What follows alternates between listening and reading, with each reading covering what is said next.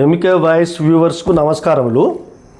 నిద్రావస్థలో ఉన్న హిందువులారా మేల్కొనండి, సెక్యులర్ ముసుగులో ఉన్న హిందువులారా నిజం తెలుసుకోండి.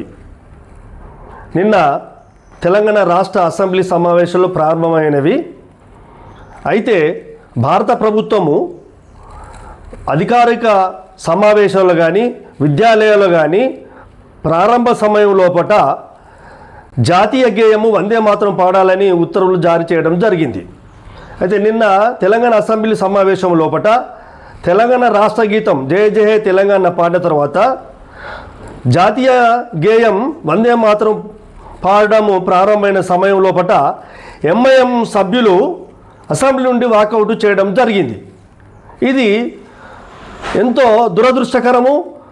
మజ్లిస్ సభ్యుల యొక్క ప్రవర్తన సిగ్గుచేటు, ఇది భారతదేశానికి అవమానకరం.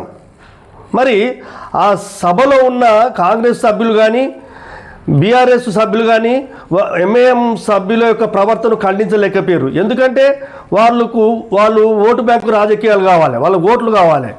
కాబట్టి వారి యొక్క మజ్లిస్ సభ్యుల యొక్క ప్రవర్తన ఖండించలేకపోయినారు.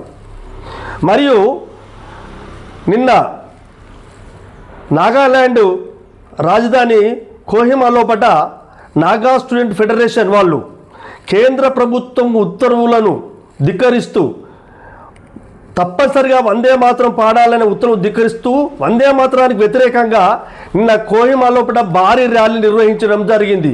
మేము ఎట్టి పరిస్థితుల లోపల మా మత విశ్వాసాలకు వ్యతిరేకంగా ఉన్నది కాబట్టి మేము వందే మాతర గీతము పాడము అని వాళ్ళు నిన్న భారీ ర్యాలీ తిరగడం జరిగింది. నాగాల్యాండ్ లోపల 88% క్రైస్తవులు ఉన్నారు.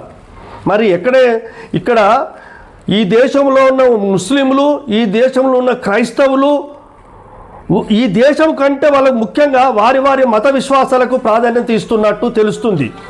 కాబట్టి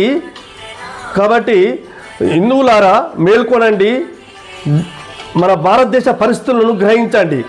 సెక్యులరు హిందువులారా నిజం తెలుసుకోండి, భారతదేశంలో ఉన్న పరిస్థితులను గ్రహించండి. జై హింద్, వందే మాతరం.